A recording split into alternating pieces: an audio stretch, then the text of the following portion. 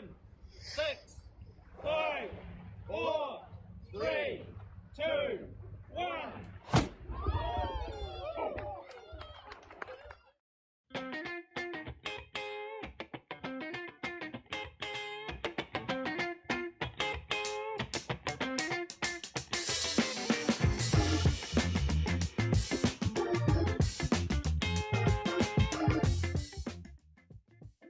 Hi, everybody. Turn my mic on. Welcome to show number 585. Happy Friday on this, what day is it, Julie? The 20th, isn't it? All day. I trust you're well, Commodore. Indeed. The Commodore of the Beach Street Yacht Club. Yay. We're in Studio B again. You don't sound enthused today. I need a little juice from the Fosey. Oh, the Fosey will cheer us up. They always do. We got a lot of people checking in already. It's 69 Fahrenheit in Scarborough, Barbados. Wow. Well, it might get up to that in July. Well, it's a nice day. The rain is over here, right, Julia? Yes. You promise? Yes, for 10 days. It's over, and it's coming, but not back heavily, right? No. What else is going on? Training to win, of course, a.k.a. John Emmett, Texas. James Frederick Bland, are you cheering for your Dallas Cowboys on Sunday? We're going to be cheering against you, I'm sorry to say. Oh, I'm not sorry to say. Gold Coast in Australia, Greg Phillips, Peter Taylor, New York, Tier DeYoung in SoCal, and on and on and on. Restream is Julia, I think. Joe Holtzman, hello in Estes Park, Colorado. Wow, I made the start, Steve Atkins. Welcome, 2 weeks in a row. Ken Saban, Toledo, Ohio. John Schaefer, Captain Jack in Annapolis. Andrew Pindar. Aha. Mark Curtis. Hi, Mark. Guy Briere. Guy, don't call me Guy. Guy Briere down in Nolens. Jim Wade. There's another New Orleans guy. Hi, Tim. I'm sure it was a typo. Yep. Greetings from cloudy. What else is new? Plymouth, Michigan. Our Super Fosey Clark Chapin. Hi, everybody. Once again, we are in the pre-start, and this is I like this. Toronto Island Sailing Club up in Canada. That shot, I like it. Yep. For our pre-start, we got a lot in the pre-start today, Julia. You know who that is? Indeed.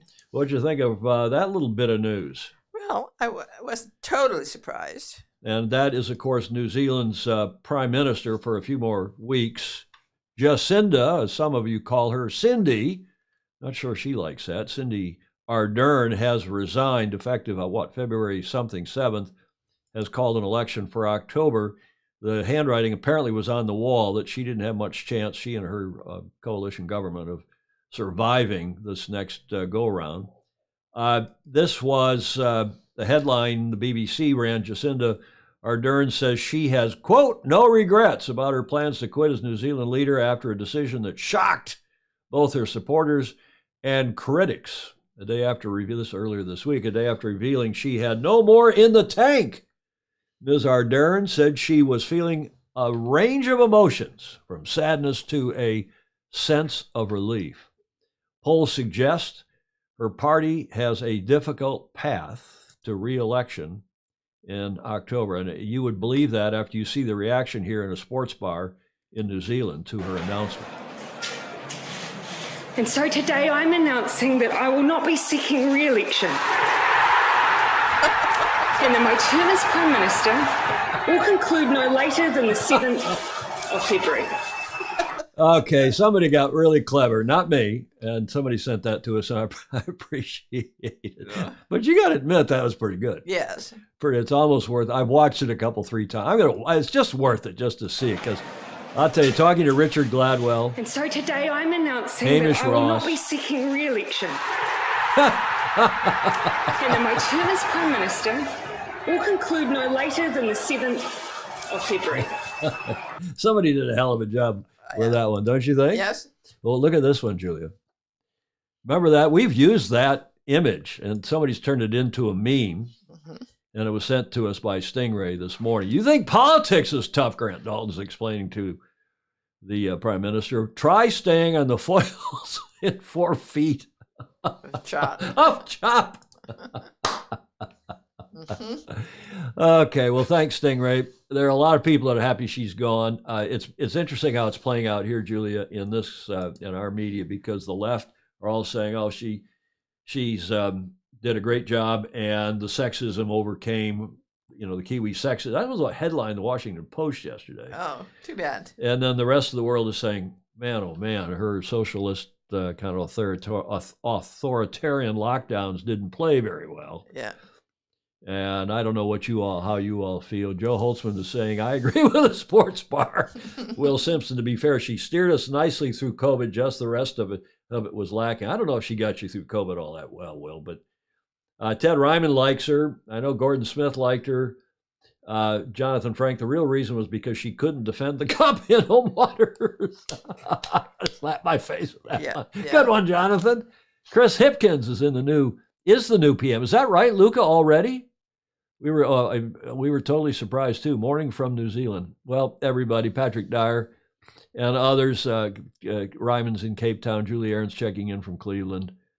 Howdy from Sleety. Hi, Josh Tozo. Let me digress here. If I had my little slide, Tom's Croutonic, whatever it's called, tangent. Josh Toso, who's become a good friend, has been the marketing manager and other titles I can't remember at U.S. Sailing, has stepped down. We haven't run a piece, but I think I told you he's resigned. He's going to a great job in the marine industry, and at some point we'll get him on to tell us all about his new role. Oh, good. But he did a great job at U.S. Sailing. He will be missed, and unlike the PM, who I'm not sure it's going to be missed by all that many people, we shall see. I'll tell you who is going to be missed is this guy, and you know who that is, Julia. I do. He's my next door neighbor growing up. He was in Carpinteria? Yep, they say Santa Barbara, but it was Carpinteria. Wow. So you knew him growing up? Very well, and I dated his older brother.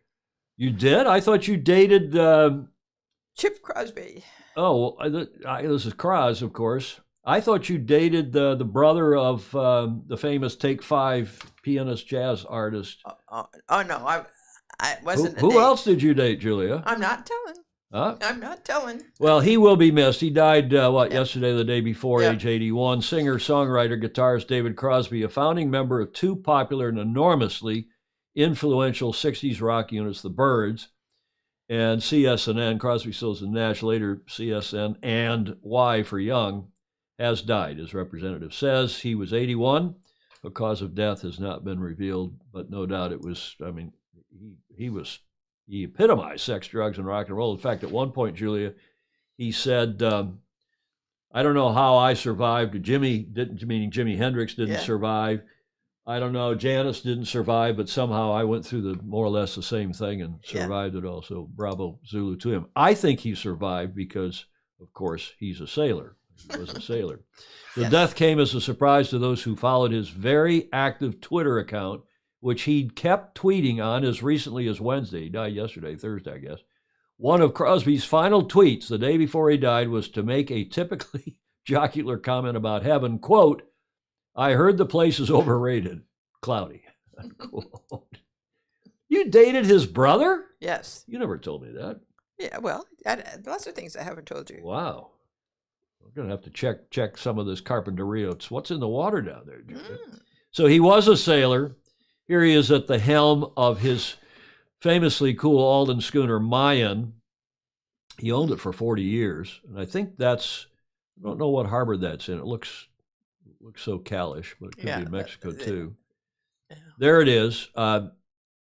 And the boat was built, I'll tell you a little bit about the history of the boat. It's a 59-footer, just short. It was 58 feet, 11 inches. On an Alden schooner built in 1947 down in what is now British, or what was British Honduras is now Belize. There it is under construction in 47 in Belize City. And the Olympic code for Belize, believe it or not, is BIZ, B-I-Z. The John G. Alden Yacht Design firm of Boston drew the lines for the design number 356-B just after the close of World War II in 46, delivering them to Paul Allen, and it's not the Microsoft Paul Allen, and his father of New York City in early 47. This was the second design number 356, the first having been built in 28. Paul Allen, a U.S.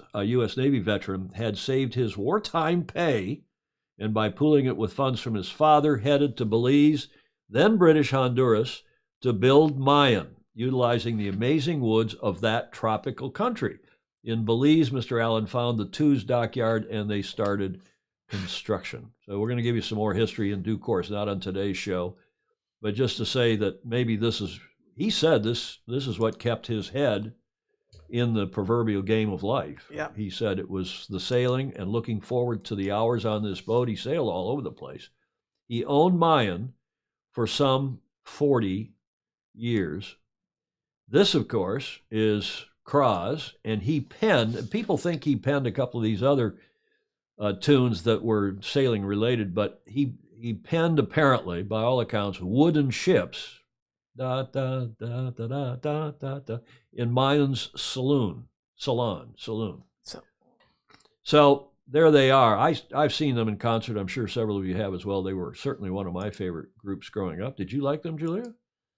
Yes, but they were younger. I was old. I was older at the time. Okay. Well, I was at Cal Arts actually when I discovered that Crosby was David. Was the brother of, yeah. What was the brother's name? Chip? Chip. Wow. There's something in the water down there, Julia. You bet. Crosby, Stills, Nash, and latterly Young, and apparently there's still some touring going on and some more. Now, the gentleman on the right is Bo Froelich of the U.S., Santa Cruz Yacht Club member, St. Francis Yacht Club member, and an esteemed member of the Cruising Club of America. And he now owns the boat since, I think, 2015. Was that on the lower third of that? Yeah, 2015. Yeah. There it is, sailing around San Francisco Bay. He keeps it in Santa Cruz, but it's also been sailing and racing up here at St. Francis. In fact, this is the 2022, last fall, September, the Big Boat Series, the Rolex Big Boat Series in Mayan, racing Yucca, which was a 1937 8-meter. They're racing in the Classic division. And I'll tell you a little story about the boat and about the Big Boat Series. Bo Froelich, the gentleman that he is he won, the scoring was that he had won all the races in that series on this beautiful boat, Mayan, against that 8-meter. And he, laying in bed the next morning, said, something's wrong with this scoring because we sailed well, but not that well. I think there's something wrong. And he himself did a scoring inquiry, asked the club to look, and sure enough, they'd messed up somehow the ratings. I didn't hear that. And after he'd already been awarded the trophy, you were there, or you were, I live streamed it. You were watching it on the live stream. After that, he kindly gave the trophy. He called the guy and he said, "Hey, you won, not us." And he gave the trophies back. The real consummate gentleman that he is. And I didn't know that story even as involved. I wasn't very involved, but at St. Francis. And the first time I'd heard that was just reading it in latitude 38, preparing for this segment. Now, apropos all of that, on Tuesday night this week, Bo Froelich on the right became the Commodore, St. Francis Yacht Club. He's gone up through the flags. He was rear Commodore during COVID and then Vice Commodore this past year. And that's outgoing Commodore Peter Gilmore, who is now what we in California call the Junior Staff Commodore. Most of the rest of the world would call the immediate past Commodore. And I am pleased to report that on Friday, a week today, next Friday, Commodore Froelich will be our live guest here on the show, talking about Mayan and about the club, about offshore rating rules, and a lot of other things. Good. So I'm looking forward to that. I've been back and forth with Commodore Froelich this morning. Bravo Zulu to him and to Pete Gilmore. Great year that Commodore Gilmore had as well. He did, too. He did a nice job. Now, Julie, do you know what this weekend is? Yes. What? Speaking of football. Well, okay, the 49ers, but that's an auspicious holiday. Yeah. Oh, yes. It is the lunar, a.k.a. Chinese New Year, and it is the year of the rabbit. Who do we know who was born in the year of the rabbit? Me. It's already, the celebration's already underway down in Australia, where, of course, it's Saturday, and it's a big holiday across Australia. And here's a little video from Oz Channel 7. It's shaping as a weekend of big celebrations, not just here, but around the world in the run-up to Lunar New Year. For most, they'll welcome in the Year of the Rabbit, while for the Vietnamese, it's the Year of the Cat. It's an event that just keeps getting bigger, and right across Sydney, party preparations are well underway. Chasing away evil spirits, lion dances mark the start of the Lunar New Year. Sydney's CBD celebration said to be the largest outside Asia. Happy New Year! A time of traditions One of the most important ones is that you need to clean your house. and family feasts. Dumpling. Yeah, dumpling. In our West, preparations are in full swing. You want any lychee? Cabramatta turning red to bring good fortune and To scare away the dragons. also in high demand flowers to start the new year fresh. And we've got some red flowers, which traditionally every Chinese family gets. And yeah, they just bloom during Chinese New Year and they bring you good luck. Chatswood putting on a festival of its own with a larger-than-life rabbit trail. They're around sort of nooks and crannies and they might turn a corner and come up against a giant glowing rabbit. The rabbit is considered to be one of the luckiest zodiac signs, and no one has ever said no to a little bit of extra good luck. While the Vietnamese have their own ancient legends. For them, it's the Year of the Cat. This year we forecast will be a year of hope in 2023. Amy Clements, 7 News. Julia, that's why you're so lucky. You were born in the year of the rabbit. Yes, and it's almost always ignored. I know. Well, happy Lunar to those of you celebrating, and even if you're not, happy Lunar New Year, happy Chinese New Year. I have talked with John Emmett, and we hope to have a little celebratory video from Lily Zhu, who is still in China. Oh, she is. She's still in China, not gotten back yet. But And, soon. Apparently, but soon. I didn't get into the dates with John, but she may send us on Tuesday a little greetings Oh, isn't that nice? and wish us all a happy Lunar New That'd be Year great. from China. Yeah.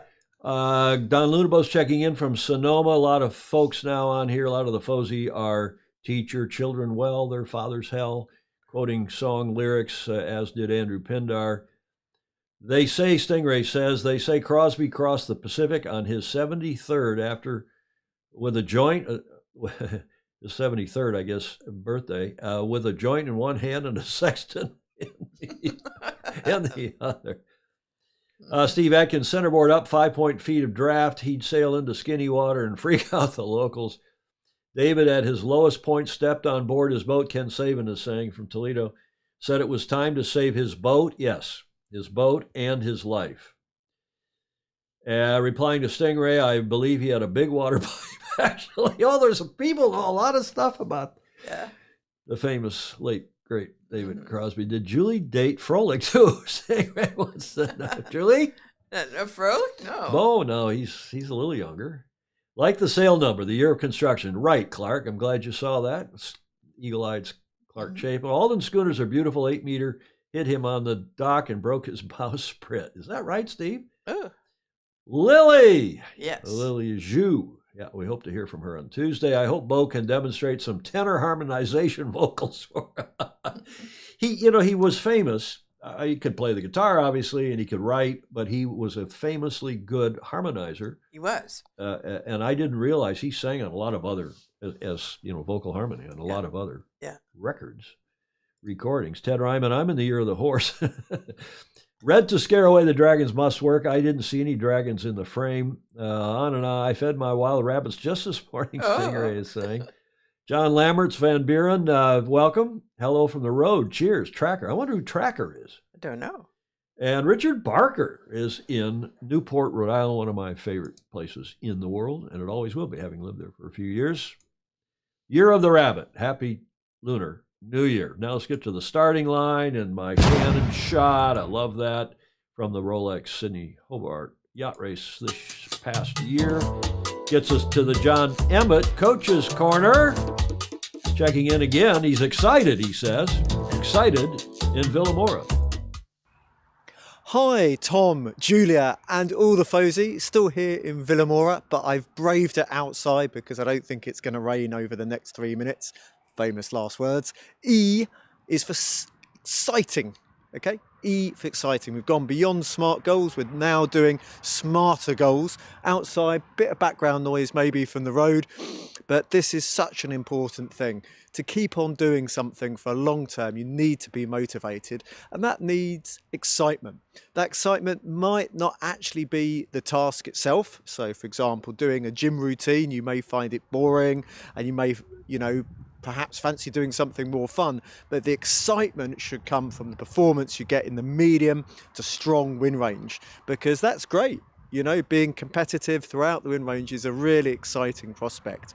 Now, of course, you can try and train yourself to be excited for whatever activity you do, and that just requires a strong mental approach. And we're so lucky, you know, I travel the world coaching, sailing, and, you know, everybody has bad days in the office, everybody has good days in the office. But to try and take that excitement out there into the world, it's, you know, part of being in a team. Very few people are going to get paid to sail single-handed. Certainly the way the sport's evolving, it's all crewed boats.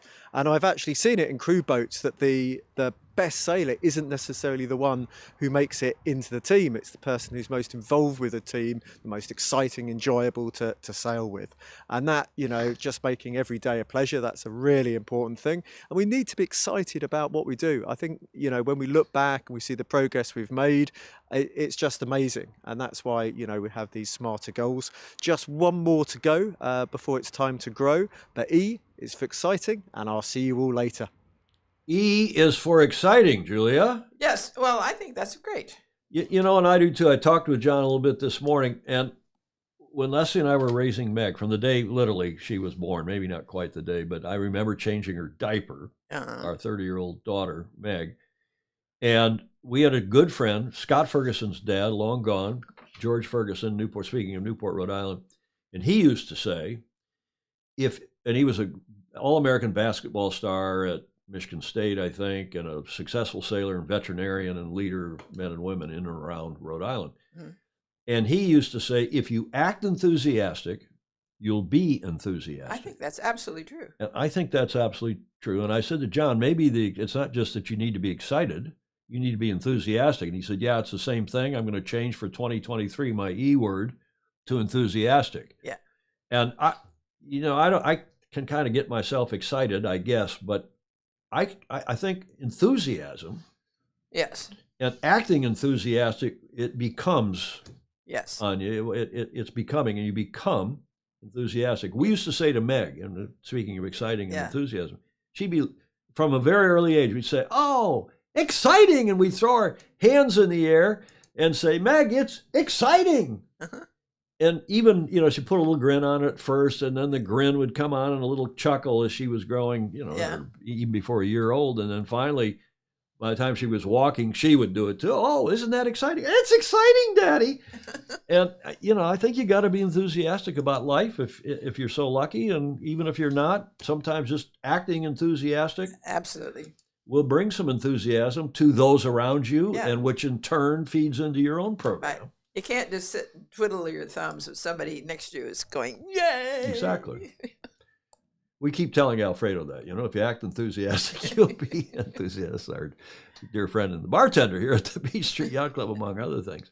Nice report, John Emmett. Thank you very much indeed. And of course, he's in Villamora. They call it the Coaches Regatta, and he is coaching his mentee. This is his view in Villamora.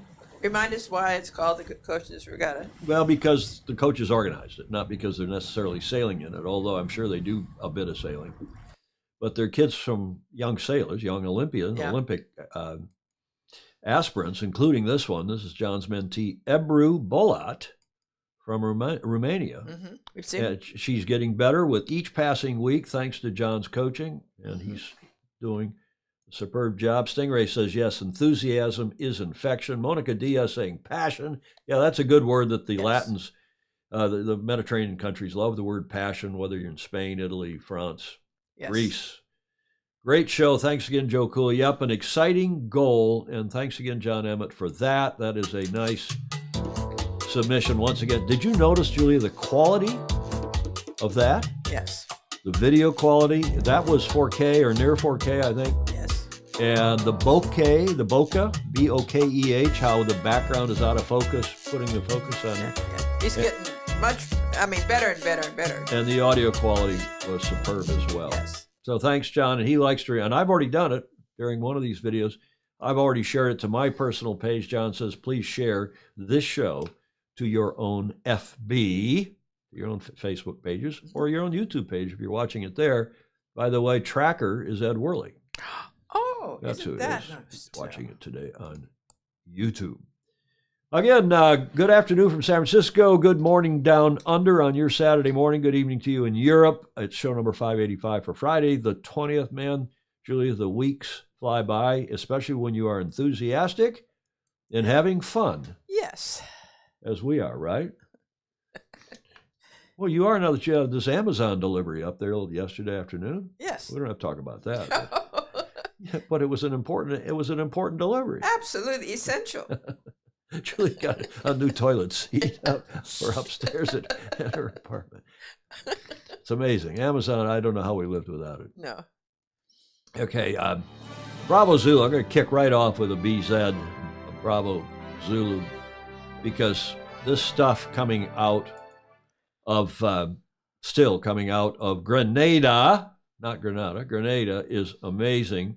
On Wednesday, Teasing Machine. Here's a shot of them approaching Grenada, and they are the overall winners in IRC. This is a beautiful photo by Arthur Daniel, who is also from Grenada, as it turns out. I don't know the gentleman. This is the report in Tip and Shaft today. If you don't get Tip and Shaft, it's the free newsletter coming out of France every Friday. Subscribe to it, especially for French-flavored offshore news, but they cover the entire sport and do it well.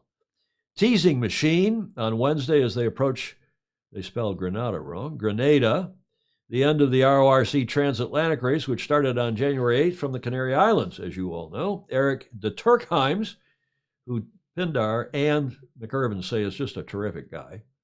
54-footer, Italian-designed 54-footer is the first boat and crew to win the IRC event twice. Repeating another typo. These people must have had some champagne this morning.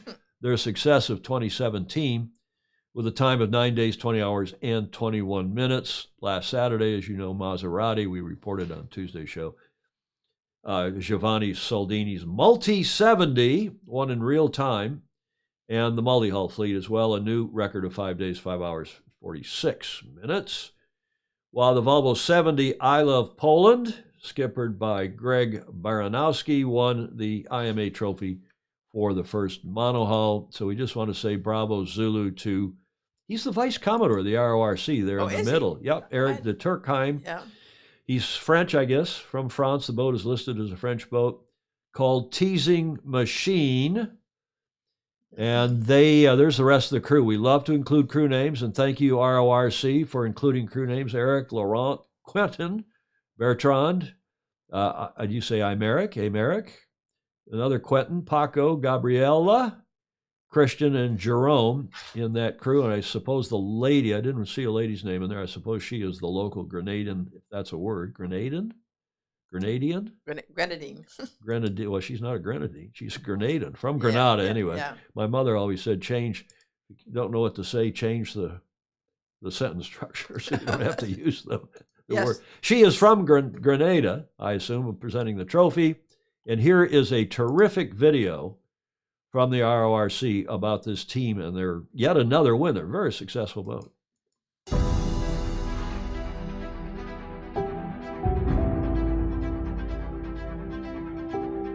For me, it's probably the most amazing race I've raced. You know, we were downhill all the way. You know, it's just amazing to be able to have this constant 20 knots, 22 knots speed for 9 days.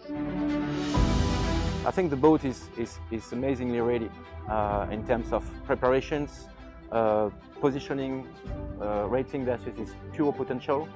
I think we're getting really strong in this zone. Well, it's always a fantastic pleasure to lift that trophy. We won it already in 2017, which was the first transatlantic, Southern Atlantic we did.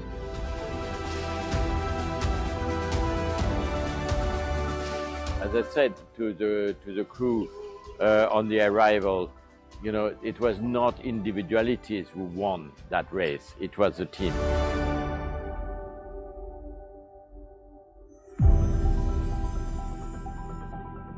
Nice. It was the team.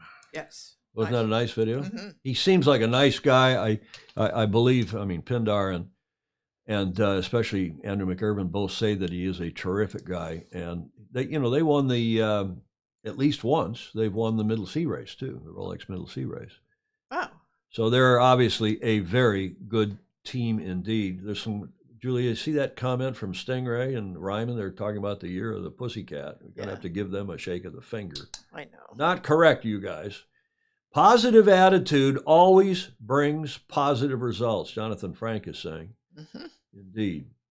I hope he doesn't have too positive an attitude about his Dallas Cowboys. I know. Playing our 49ers on Sunday. Yep. James, David James, it might be worth saying a note about R.C. Keefe. He was an interesting man. Yeah, R.C. Keefe, Julia, we're missing his memorial service at the club because, of course, we're live here at Beach Street Yacht Club, but just 3 blocks away from us over at St. Francis, they had an 8 bells. The club does a very nice job with their 8 bells ceremonies, spreading the ashes on the water with the proper permits and a big fleet of boats out. Yeah. Memorializing a late great. Was he member number 1? Was he the oldest living member at this point? He was up there with Jimmy DeWitt, and who's also just passed away. Yeah, he was. This is a Jimmy DeWitt painting here in the back, James DeWitt. But they had a memorial service for R.C. Keefe. He was the oldest staff commodore. Oldest surviving staff commodore. And invented the Rolex Big Boat Series, as you said, in 1964. 64. So we'll have another. We did a brief memorial for him about him a couple 3 weeks ago, maybe not quite that long, soon after he passed away, but we'll have some more. Shirley Temple, thank you for that, David James, for the reminder. In fact, I'm going to head over there after the show. They're having a what they called a proper Irish wake afterwards in the bar, and maybe I'll go over for that Friday afternoon. Monica Diaz says it's a Granadina.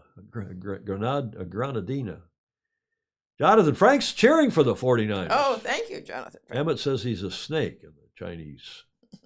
What do you call that? What do you call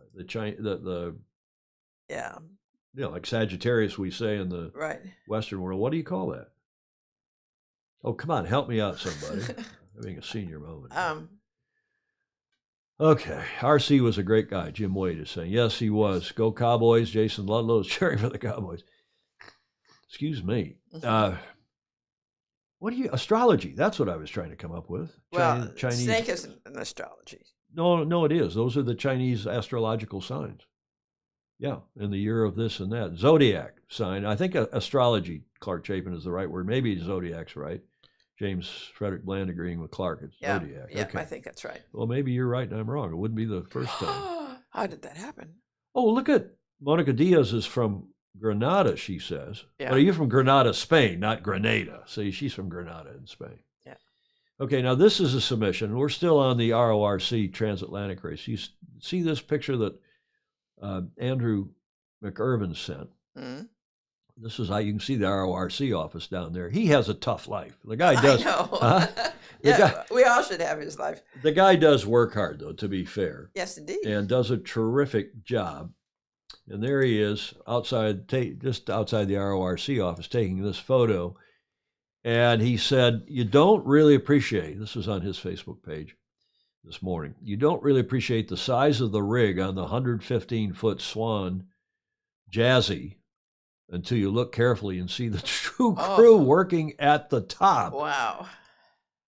There's 2 guys up there. I guess they're guys. Yeah. And it was a revelation. I didn't see them the first time I saw the I didn't either. Beautiful picture. Yeah. Thank you, Andrew McIrvin, our super Fozy, as well.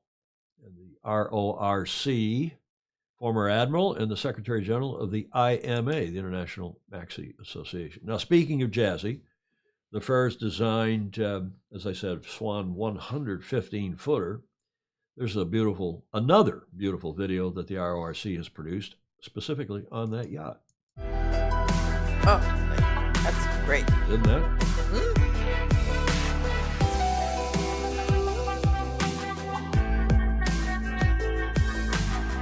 Well, you know, we're fortunate to have a little more comfort on board than perhaps some of our other competitors. But still, when you've got sort of 85, 90 tons on the charge, you know, doing 20, 24 knot surfing off waves. It's yeah, she's a pleasure to handle. She handles super well in the swell, but you've also got to be on your game as well. It's a lot of boat, and but no, she's come through it with flying colours.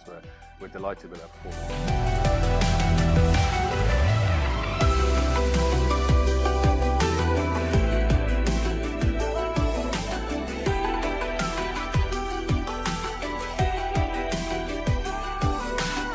Yeah, for a super yacht like Jazzy, this is a great race to compete in because yeah, it gives you an opportunity to sail a boat in conditions you wouldn't otherwise see. Just the experience of being offshore for extended periods is, you know, a great challenge and a great experience for many people to have, and something I highly recommend. There's really no experience like it. Just getting away from the world for 10, 12 days, however long it may take you. It's an experience well worth trying.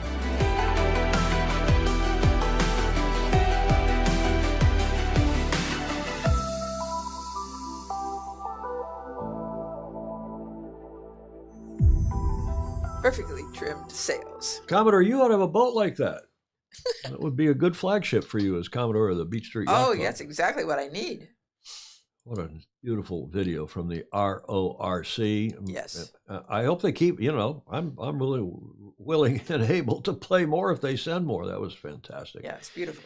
It gets us to this day in history. This is a little bit different, but it's yachting related. I think you will enjoy it. Have a look. What happened in this day in history? In 1987. Now, 20th of January is our presidential inauguration date. There's a whole bunch of presidents that have been inaugurated on this day, at least latterly. It used to be earlier. Or it used to be later. It was in March, back in the days before modern communication. It took them longer to get organized. But on this day, Julia, in history, here's your first clue. Oh, we know who that is. That is Ted Turner. R.E. Ted Turner III. No, he was not inaugurated as president. All he would have liked to have been. A lot of people liked to have had him as president, like to have had him as president. Yeah. The biography, of course, media mogul who most notably was the founder of the cable news network CNN, the world's, some people called it the chicken news network when it first started out. They thought it would fail. Of course, it didn't. The world's first 24-hour cable news channel. Turner owned the Atlanta Braves, the baseball team from 76 till 96. And I love it when they mention sailing, and in 77 successfully defended Sailing's America's Cup for the USA. This was on one of these This Day in History sites. Donated $1 billion in 97 to support the UN, creating the public charity, the United Nations Foundation. No, Stingray saying ESPN filmed AC in Perth. Well, that would have been going on about now, as a matter of fact. But that's not the purpose of this. Turner's penchant for controversial statements earned him the nicknames the Mouth of the South and Captain Outrageous. And I won't read the rest of this, but he goes on to talk about his environmental causes, and he's bought a lot of land. At one point, I think, Julia, you could walk. The largest private landowner in the United States. Yeah, until I think John Malone and maybe by now Bill Gates has surpassed him too. But at one point, I think he had contiguous property. You could walk from Canada to Mexico, maybe beyond, on Ted Turner's properties. And then he had this rivalry with another sailor. Turner had a long-running feud with this is all off Wikipedia. I should have put it in the upper right corner. With fellow cable magnate Rupert Murdoch for years. It's originated in 1983 when a Murdoch-sponsored yacht collided with the yacht skippered by Turner, Condor. You remember the old Maxi Condor? Yeah. During the Sydney to Hobart yacht race, causing it to run aground 6.2 miles, 10 Ks, from the finish line. So they're up in the Derwent somewhere. At the Storm Bay, I'm not sure where. At the post-race dinner, a drunken Ted Turner verbally assaulted Murdoch, afterward challenging him to a televised fist fight in Las Vegas. Only Ted. I'll tell you some Ted Turner stories. Gary Jobson can tell you more. But I can tell you some, but not today. Murdoch's Fox News, established in 96, became a rival to Turner's CNN, to which Murdoch held disdain for its liberal slant in news coverage, and on and on and on.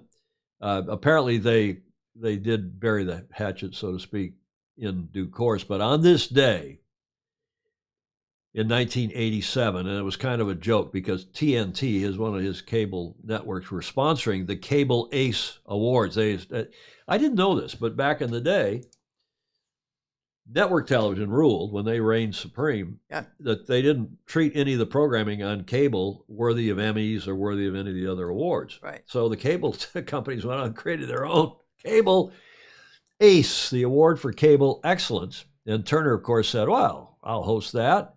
And he promptly was awarded on this day in 87 at the eighth Ace Cable Awards. He wins the Golden Cable Ace. And I loved it. Again, the only reason I picked this up, not because of the Cable Ace or all that history, but because they listed him on my favorite This Day in History site as businessman and sailor. Terrific. Ted Turner. Did you think that's good? That is good. I think that was good.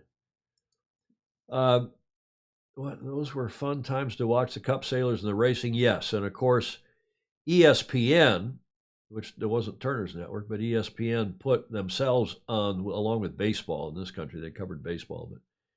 But Jay Rendell, he's in the hospital. I'm delighted to be listening from my hospital room today. Doctors said that my days listening to Sailing Illustrated should have ended sometime in the last few weeks, when unbeknownst to me, I had a heart attack. Oh, my God, Jay. Uh-oh. Well, I hope you're better. I'm glad you're able to listen, and glad you're in, Yes. in the horse pistol, as they say. And we'll send great greetings to you. Indeed, and big hugs. Gordon Smith just got on. Good evening, all. Was at a birthday party, presumably in Denmark. So that was our This Day in History. Let's get on to the big event headed to at the end of leg one. They're almost there. What time is it? UTC. It's 21:42 UTC, so it's almost 10 p.m. in the UK, and these days London and UTC are the same time until the Brits go on daylight time here in another couple months. This, of course, is the 14th edition of the Ocean Race, variously named. Started out as the Whitbread and then the Volvo. The 14th edition does not have a title partner sponsor, and it started, as you all know, last Sunday in Alicante. There's a fabulous photo from one of the VO65s. This is the Mirpiri Foundation racing team. A photo from last night. Great picture. And indeed, just a fabulous photo. And that photo, courtesy of Robin Christ, whom I do not know, from Suiza, from Switzerland. And they're starting to get a lot of content, a few videos. There's a 13-day daily report, and then there's the short race report, which I'll run for you now, as they close in on the end of leg one off the Cape Verde.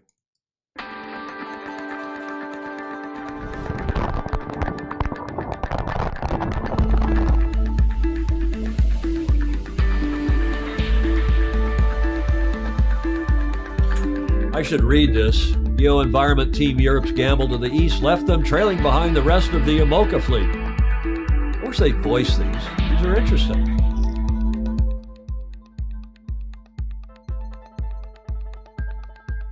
To the west, the battle for first place rages on between Team Holcomb PRB and 11th Hour Racing.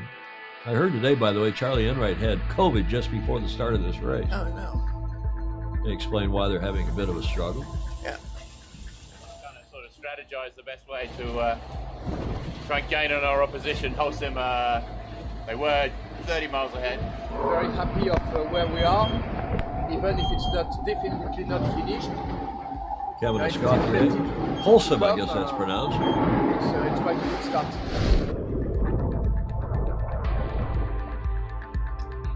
In the VO65's Wind Whisper racing team is out front, but the others are close behind.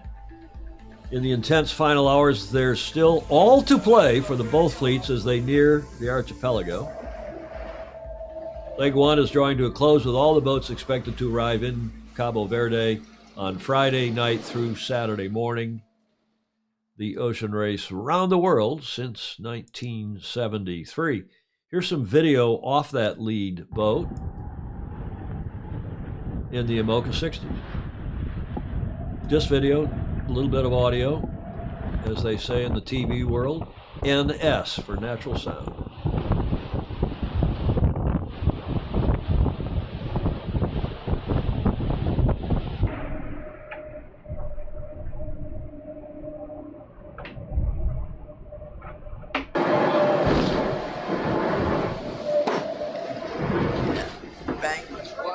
despite lots of wind and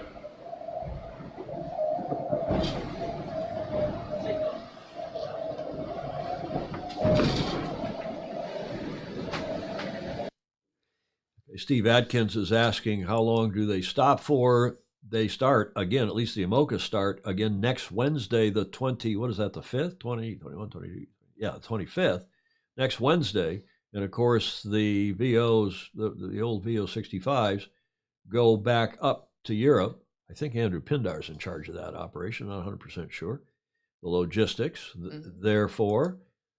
And they will only race in the port-to-port racing in Europe henceforth. But the IMOCAs start next Wednesday. What else is going on here? Yeah, Clayton Embley saying we ought to get Gary Jobson, or they ought to get Gary. I think they're short of money, and that's why they're not doing quite as much as they did in terms of content before. John Schaefer, then most of the 65s. Oh, look at that. I didn't know that. Thank you, John. Most of the 65s go to St. Martin. For what race is that? Is that, tell me, are they racing or cruising down to St. Martin and then doing the Caribbean Ocean racing, whatever it's called now? Thank you for that, Captain Jack, John Schaefer. Peter Taylor replying to Clayton Allen. I always loved Gary's talking about Gary Jobson's Jersey Shore accent. Okay, now after that video, left hanging there, I want to leave you hanging. We got more video. In a sec, and this is Boris Herman. We keep we keep watching him. He's in third on Team Militia, and it's fairly tight. But it looks like this Team Holcim PRB, and you got Kevin Escoffier is a winner. The guy is just superb. There's the rankings as of a few hours ago this morning. So I could go look at the. You all can look at the tracker. You know how to do that. So there they are, first through fifth. Team Holcim PRB first, then 11th Hour Racing, then Boris Herman's Team Militia third, and Biotherm, then Geo Environment. The VO65's Wind Whisper leading by about 30 miles, and team back up in the IMOCA's Team Holcim PRB leading by also about 36 miles as they close in. They should be finishing yet tonight, the IMOCA 60s, in the next couple hours. They have quite a bit less than 250 miles to go by now. Now, here's some video without sound. Go ahead, Julia. Andrew Pinto says it's great to have Warner Brothers Discovery covering all of this and the next race. It's pretty huge in terms of coverage. I didn't know that. Thank you, Andrew. Was that Pindar said that? Pindar. So this is drone footage off of Boris Herman's boat. Just fabulous footage, no sound. So there's nothing wrong with your sound system or ours. But sending the drones out, as you saw in the last round the world race, and then retrieving them has gotten to be a deal, and a cool deal at that. That's a great game. Yeah, it's, out in the middle of the bloody ocean, far from anywhere. Now, here is the leader in the VO65s. This is Wind Whisper, not Wind Whisperer, as I had originally. Pablo Ararte, there, I practiced that this morning, you can't tell. He's from Spain. The boat is registered in Poland. You're going to hear a lot more about this guy. Talking with Captain Jack this morning, John Schaefer, and others. I think Monica Diaz would agree. He is the real deal. He's a hell of a good sailor. I think this is his third round the world race, in the ocean race. And Jonathan Frank said he'd do the voiceover for a T-shirt. So it's interesting. These guys are doing very well indeed, and we're I think it's fair to say we're the pre-race favorites, and look like they are going to do well here, at least on this first leg, if not beyond. There was from a couple hours ago. You can see they're closing in at the end of leg one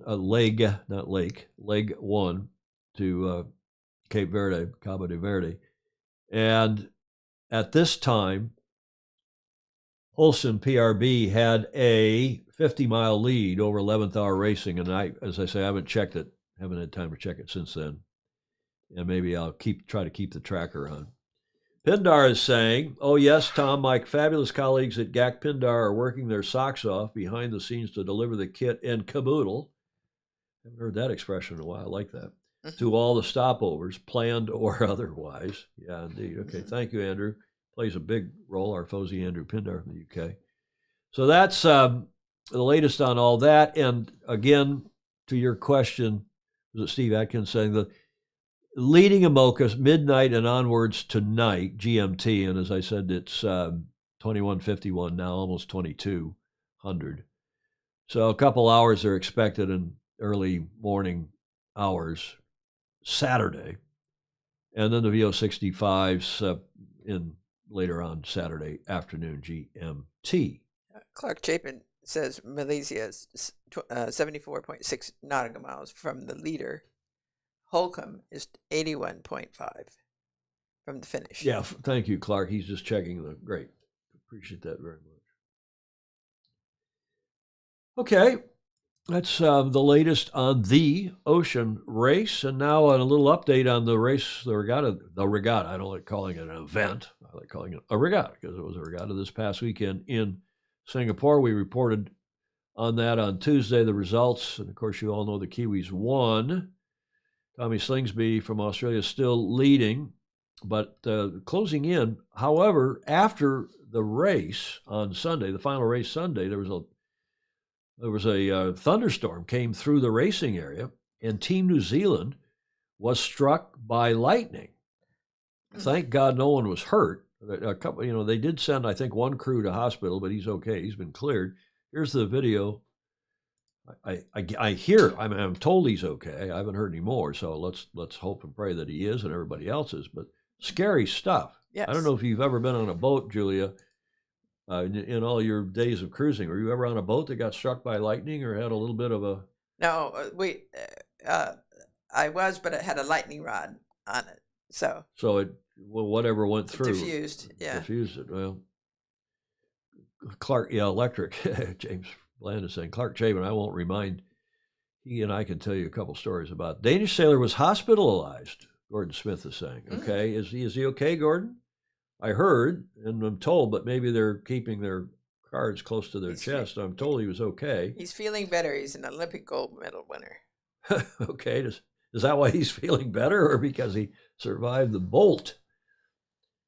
It's like, okay, Clark Chapin making a joke. Well, here's the video. As we saw on the broadcast this weekend, there was plenty of storm activity around Singapore. Now, just after racing finished, a big storm rolled through, and whilst the New Zealand boat was sailing home, they did actually get struck by lightning. Well, the way it works is the winner gets to go hang out at the Adrenaline Lounge, and you had to drive the Kiwi boat back, but we heard there was a little bit of an incident out there, and luckily everyone's okay, but can you talk us through what happened? Yeah, so we were doing the classic tow home because we're racing quite far from the tech area. And so, yeah, I was driving the Kiwis boat, and we just literally got struck by lightning on the way back. And the whole boat shot off, the wing exploded at the top, and yeah, we all felt a little shock. Unfortunately, Martin had quite a bigger one, and seems like he's all fine. He'll have a good check, but it was quite an experience, quite scary. The tech team and all the safety team were really quick into responding and coming to help us, and in the end, everybody's safe, the boat is safe, so yeah, everybody did a good job. Yeah, we had a lightning storm come across the racetrack yesterday afternoon after racing. We were very fortunate to get the boats back to the tech site and out of the water. But today, the New Zealand boat got struck by lightning on their way home. Very dangerous and scary situation. Sebastian, who was driving at the time, did a very nice job of getting the boat under control. The boat suffered a lot of damage. Of course, all the electrical systems went down. Our assessment of the damage so far is that we've been very lucky and we can actually lift the boat out. Even just lifting the boat, we require the complete structure not to be compromised in any way. Then once we get it in the tent, we can go through a full and thorough check. Is your teammate okay? We know he was on the New Zealand boat. Yes, Martin, he's okay. He's obviously a little bit shocked, like all of us are, but he is okay, and he's gonna be back with us again soon. He's in good shape, in pretty good mood as well, despite the circumstances. But he's also a special kind, Martin. I think he'll be the only one who's still smiling and relaxed about it. I think everyone else was 10 times shocked to be able to even smile for a long time. And we're pretty sure that the electronics that we can start to see all fried. And the carbon is good, but the resin in it and the glue is what burns, and you end up with a very dry fibre, which is very structurally unsound or very compromised. So next couple of days we'll be NDTing or ultrasounding.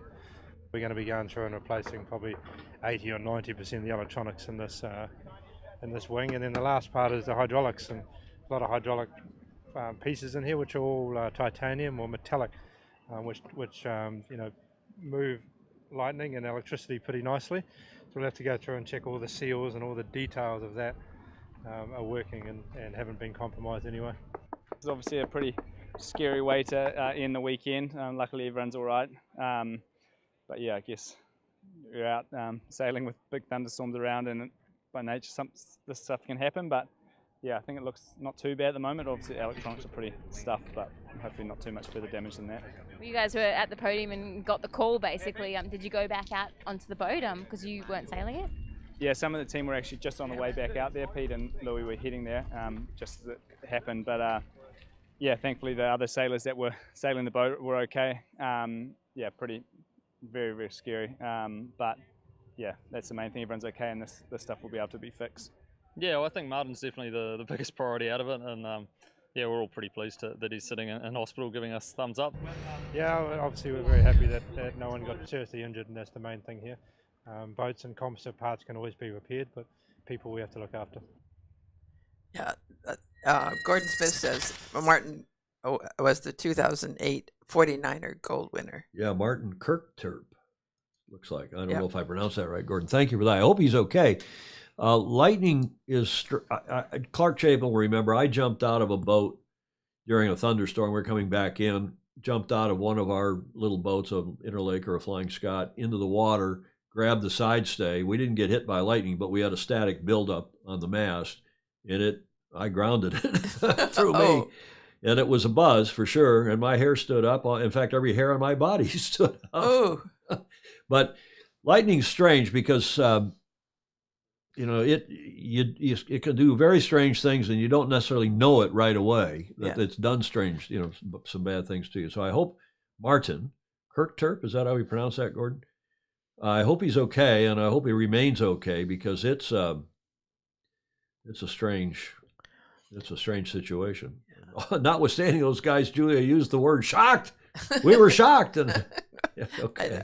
My first real acquaintance with that is on Eagle Mountain Lake and the Fort Worth Boat Club. Fort Worth Boat Club. Oh, a lot of thunderstorms there. Yeah, and they allow no one on the water. Well, no, lightning, you know, and these days it's a lot easier now than it used to be, because, you know, you're out racing and you are trying to maximize the time on the water, and you say, oh, the clouds are getting a little dark. Oh, that's going to go to the north of us. Oh, that's going to go to the south of us.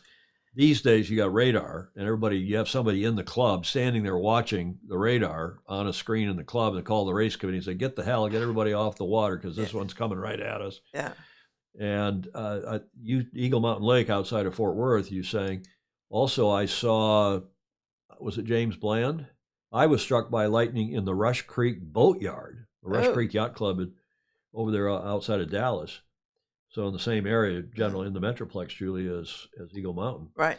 Not a direct hit, yeah. I've had buzzing stays on my MC Scout, Jay Rendell, up in Minnesota. Scaring, yeah, it is scary. I hope Martin is okay, Gordon Smith. If you let us know. Yeah, it was interesting. You forget about all the metal that are in these wings. They're not just carbon wings. It's a good point that we saw in the video. Right. And that's a lifetime workman's comp claim in the States. Winner buzzed. Steve Atkins. Well, again, give him our best regards. I hope he's shocker. This guy Harris. It did look, Stingray, like the couple of those guys. They showed the guy, and he didn't look amused. Yeah. The one guy, he looked kind of. And then the other guy who was on the mic explaining what happened, I guess that was Sebastian Schneider, and saying his hair was standing up too, but then I suppose it would be if you. Yeah. Okay, so that's the latest from SailGP about all of that. Now I've got what has become a very popular post-regatta video. They do these GoPro videos, highlight videos, and we have it.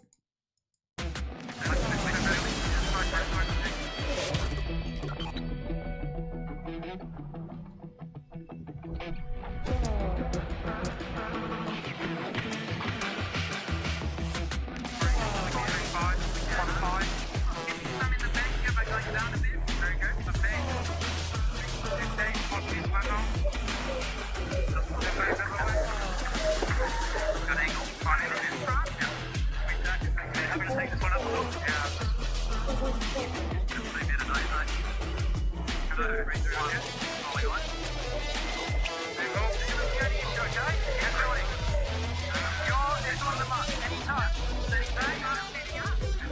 going to go to ley line and tack her in the left mark, and that's what wins the race, okay? Keep it fast. Do not get slow.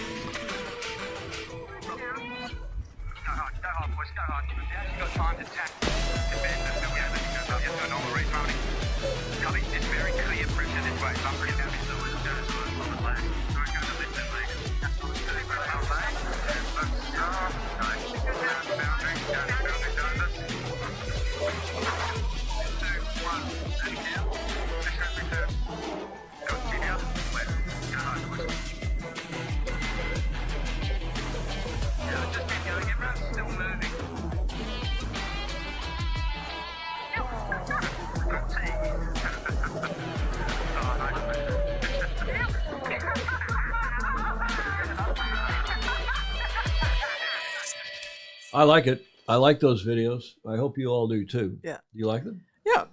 There are several good comments. Let me come to the comments just a sec. We'll wrap this segment, and then Julia's going to go to the comments. The next event for SailGP is the 18th, 19th of Feb in Sydney, KPMG, Australian Sailing GP. Julia.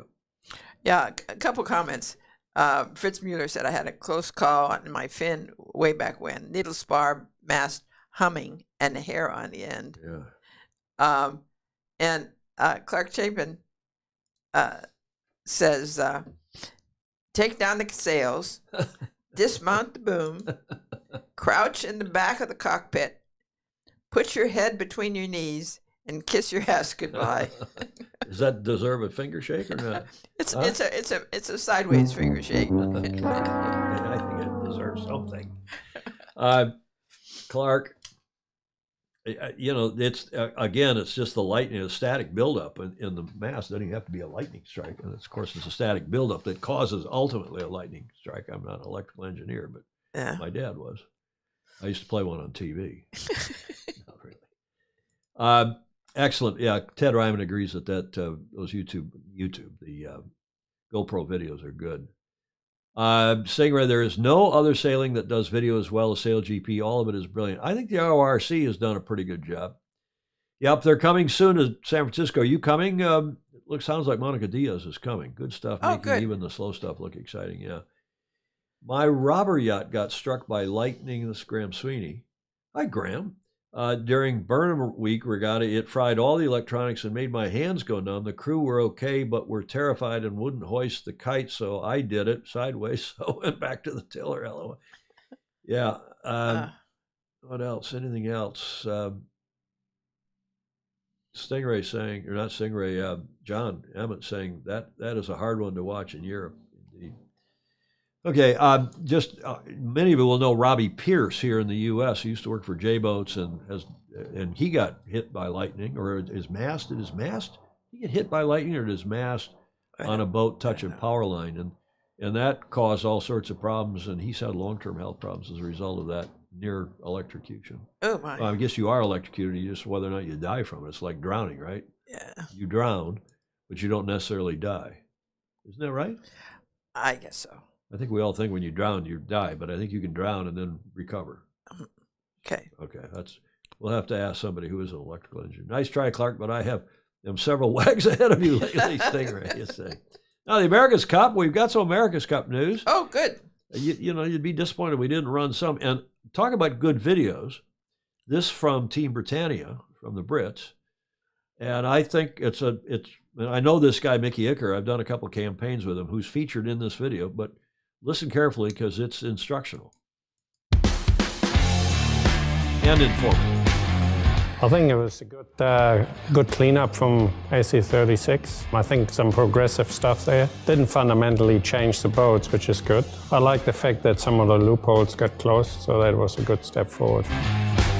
This is probably one of the few campaigns where the rig sail aerodynamics is weighted as high as the hydro performance, and that is unusual in our world because, you know, historically the America's Cup is all about yacht design and therefore about yacht designers. Here you're in an environment where suddenly it's a very combined, equally weighted approach. So that's exciting. I find that quite interesting.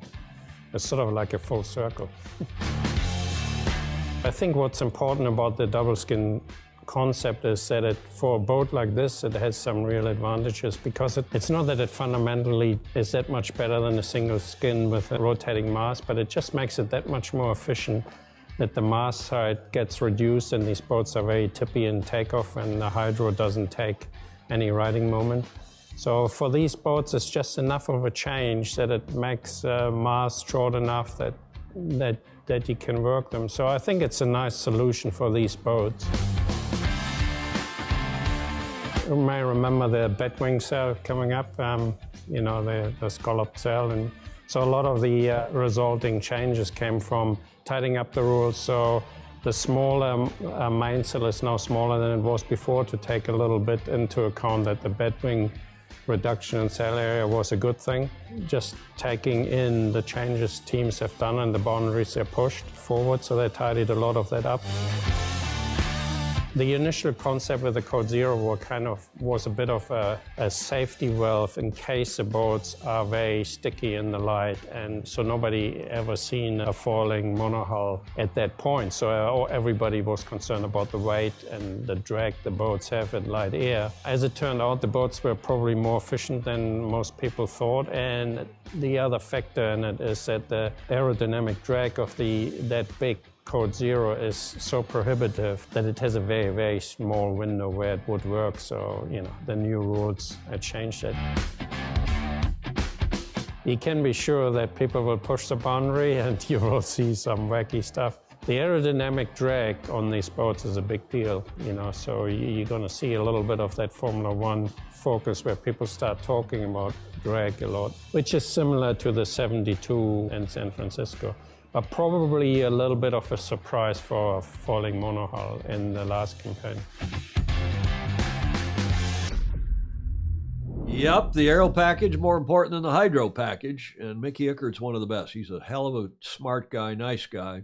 Really enjoyed the I can't remember how many campaigns we did.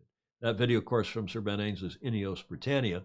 Now, this next video has no sound for the first 30 seconds, and then they interview another one of what they call the power team. This, of course, is Quantum Racing American Magic in Pensacola, getting ready to dock, to launch in and dock out.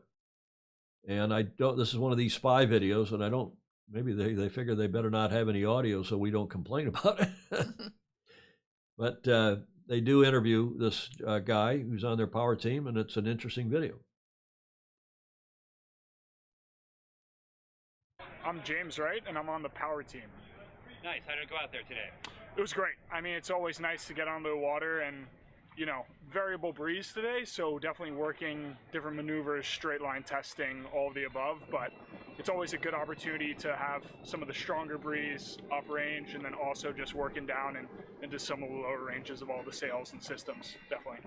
Okay, the team talked about you having some new hydro equipment that they were installing the last few days, and I think today was the first day of working with it. How did it go with that?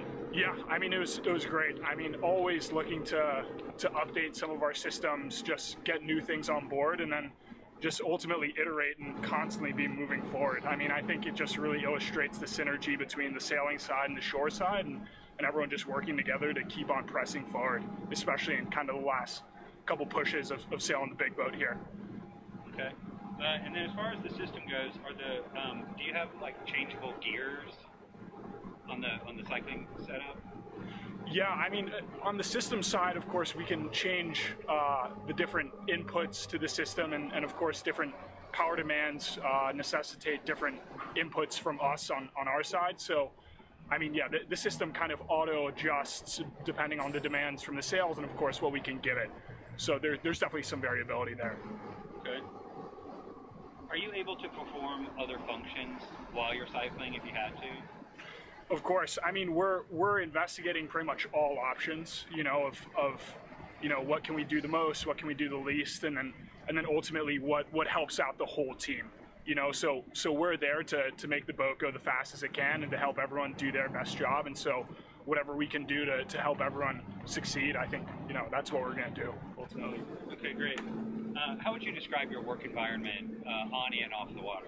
Sure. I mean, I think it's pretty incredible. I mean, talking to everyone as well, I think we all have very similar experiences of just all being super passionate about where we're going and where we currently are, and everyone just trying to support each other and trying to build forward and ultimately win the cup. I think it's super exciting place to be. What would you say are the main challenges or difficulties in your position?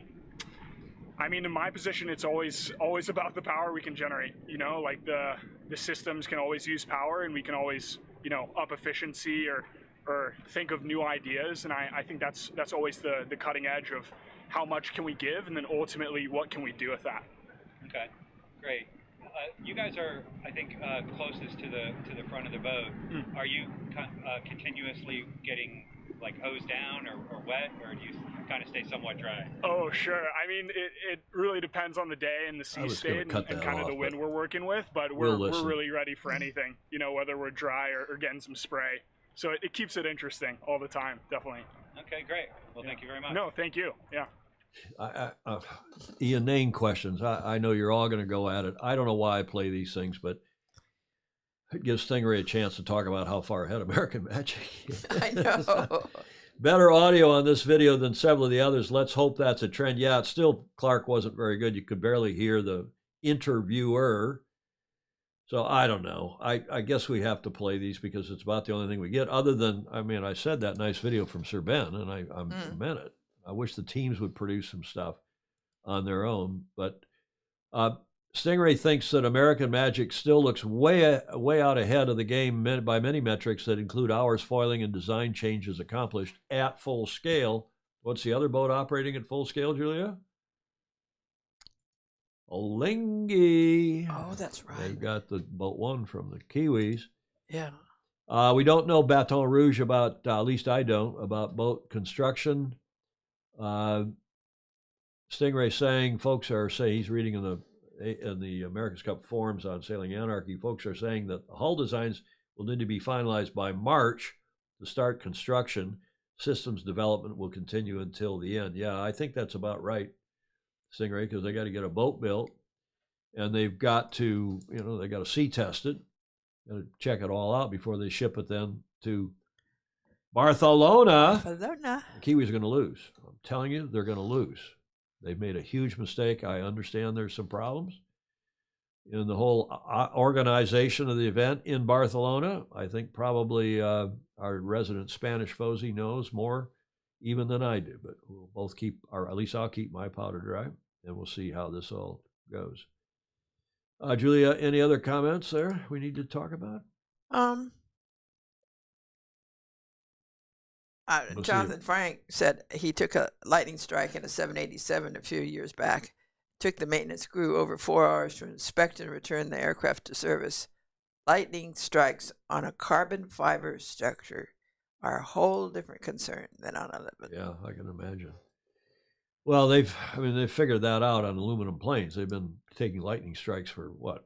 Yeah. 60 years, 50 years? How long, Jonathan Frank? And they've pretty well figured out how to do that and how to isolate the equipment because it's, you know. Yeah. It's not, I don't think it's an everyday occurrence, but it does happen rather frequently. Clark Chapin, there's an important milestone in every engineering project when you have to shoot the engineers and start production. That's right. That is right. Yeah. Okay, that's true about one of these shows, too. At some point, I have to say, okay, enough. No more comments, no more insertions. Not comments, but no more videos, no more insertions, things that the Fozy are sending us. In fact, Alistair Murray's AAAA, it's a terrific new piece he's done, and we'll do that on Tuesday as we are now on the last leg. Again, I like this painting, Thomas Hoyne's painting. And this is an interesting development. We had James Pleasance on here, the executive director of the World Match Racing Tour, and he's announced this week, as he told us he would, Women's World Match Racing Tour is announced for the 2023 season, 4 events. And it looks kind of cool. London, announced on the 16th, 4 days ago, the Women's World Match Racing Tour today announced the lineup of 4 events for its 2023 season, including, Julia, here, San Francisco, then Annapolis, then Le Havre in France, and then Copenhagen. The tour is the world's only professional sailing series for women designed to promote and grow female participation in professional racing. Yeah, and they've got a great record. Well, we just covered that event down in Auckland, right? Right. And we're going to show you another picture from Auckland. But this is what it's going to look like here in April. We got some good racing coming up, not only this event, but of course SailGP. Following the successful first season, this is James's press release, the successful first season for the women's tour launched last year. The 2023 season will kick off in April at the inaugural, I don't know where they came up with this. We'll have to ask Bruce Stone or the Commodore. Casa Vela Cup, the House of Sail. I don't know what that is. The Casa Vela Cup at the St. Francis Yacht Club in San Francisco at the end of April, 24th through the 28th. Teams will compete in our club's match, our club's J22 boats over 4 days racing directly in front of the club with its impressive backdrop of San Francisco's iconic Golden Gate Bridge and, of course, Alcatraz That'll be great. Island. Now, here is Pauline Courtois, second from the left, and the match in pink by Normandy Elite Team that won the 2022 Women's World Match Racing Tour. That was down at the RNZ, Royal New Zealand Yacht Squadron, and the nice photo by Live, Sail, Die, that terrific website. And they do some video production as well. Here's a video promoting the upcoming 2023 Women's Match Racing Tour.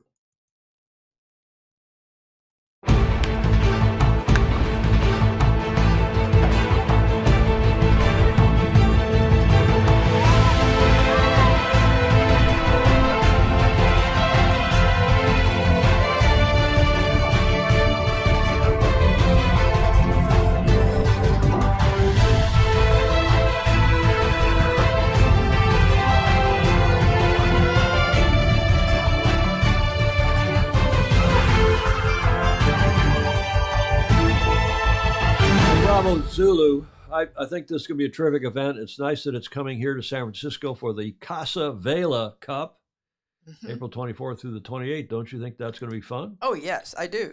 I really love match racing, and the women's match racing has been really good. Do you remember when Pauline was here for the World Sailing's World Match Racing, Women's Match Racing Trophy? Yeah. It was pre-COVID, I guess, Yeah. 2-3 years ago. And she won, and they had both the men's and the women's here. Yeah. And I'm trying to remember who won the men's, but it was a cool event, and we'll be looking forward to seeing Pauline here again at the Casa Vela Cup 2023.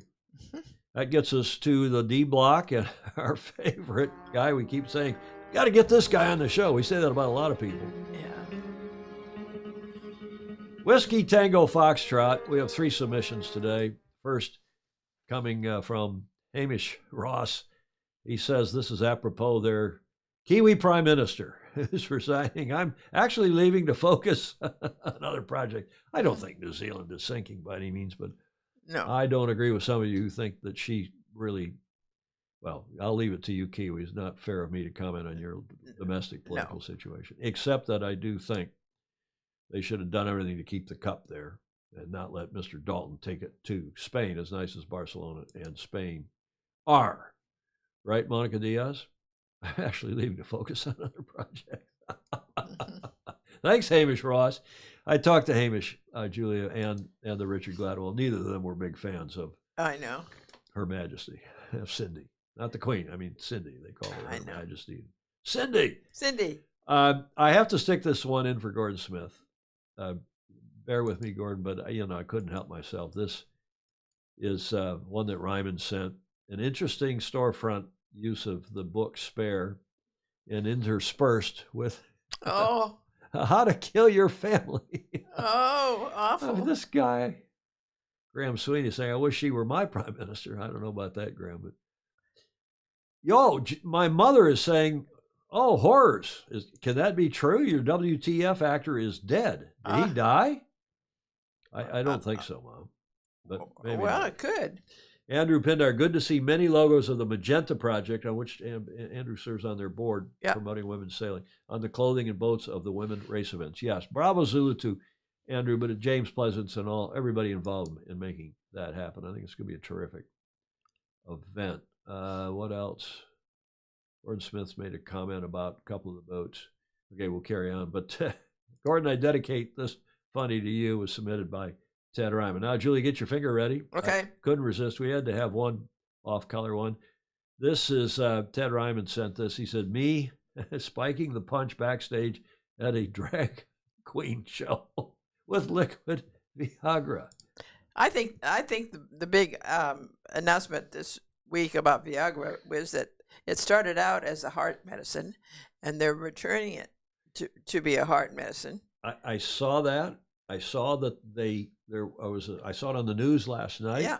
That they have determined, and I got to turn camera 20%, too, that people who at a certain age, men who at a certain over age, 45. is that what it was? I think so. I mean, it's who take Viagra. Yeah. Live 20% longer. I mean, they increase their lifespan 20%. So what does it do? I didn't see the full report. I just saw that. Does it clear out your arteries or what? Yeah. Cardiovascular help? Cardiovascular. You live 20% longer, or yep. You probably. It sounds like you have more fun too, living longer. Yeah. Yeah, I saw that on the news. Yeah, I didn't read the article. John Emmett saying, "Well, if he's dead still, we can get him on the show." we should. Okay, well, Ted Ryman, thank you for that. Liquid Viagra must be George Santana, the guy who taught Jeff. Yeah, right. I like that. Not Santana, Santos, was that his name? Okay. Plus, that chimes in with the drinking show of the Sailing Habit. Yeah. Right. Right. It gets my heart going. Mark Curtis is saying, "More blood flow to the heart." James Roderick Bland is saying, "Right." Apparently, this is Viagra. Heart medicine with Viagra. Many tents in the bed. That's Ryman. Just shows that the leading a hard. Oh, Gordon Smith. This may be the comment of the day. Just shows, Julia, that leading a hard life doesn't mean you die younger. Man, it keeps you alive. Huh? Keeps you alive. My beloved mother. It gives you a what? Yeah, okay, Mom. Jeez, it stiffens your resolve, Graham. So these people are crotonic, Julia. Huh? Yes. Don't you want to wave your finger at them? I mean, really, that's just not correct. We better get on here to the finish. Quickly. We better quickly move ahead before we get any more comments like those. Okay, well done, everybody. The finish line. We are well and truly to the finish line. And I love this photo, and I'll keep using it. John told us to do it at the top of the show. Julia likes to tell us at the bottom of the show. Yes.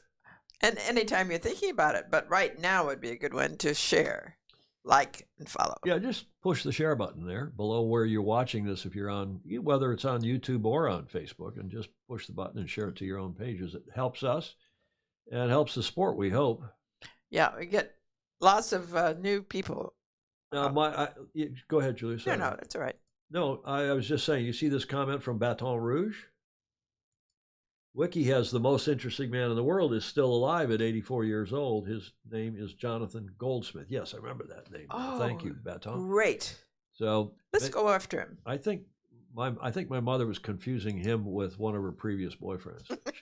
Who's dead? Okay, enough jokes about that. Also, we'd like to ask you, please, if you haven't already become a patron, patreon.com/join/Sailing Illustrated. Keeps us on the air, keeps us with our computers operating, and I'm pleased to say that again today we have had 0, and I mean 0. What are you tittering about over there? 0.0% frames dropped. Oh, that's good. Not even rounded off, just 0.0. So that is good. Thank you, everybody. Help us out with our costs to keep the show. It really doesn't do much more than keep our costs. Stingray saying, "When here's George?" That George Santos. That's that guy. That's not even his name. He lied about his name. That's that Republican congressman from Long Island. Yeah, I put that meme up on my. He's a lying sack of you know what. Scheisse. That's reply what? Wow. As usual, great show. Okay, thanks everybody. We better get going here. Yes. Julia, final word to you. Yes, wishing everybody a good Year of the Rabbit. Year of the Rabbit, and if you are a Vietnamese or maybe Cambodian or yes, I don't think Thai, but Cambodian or Laotian, they're all celebrating Year of the Cat. Mm-hmm. We have to get the cat. I'm listening. And no. Okay, you were going to make a dirty joke. No, I wasn't. Julia. No. Thanks everybody. Thanks everybody who gave us video and audio and images for today's show. We hope you have a great weekend. Some of you are already well on your way, it sounds like, on your weekends. Go 49ers. Late Friday night in Europe. Yeah. Saturday morning down under. And we hope to see you all on Tuesday. In the meantime, sail fast, sail safe, and of course, as always, have fun. Ciao for now.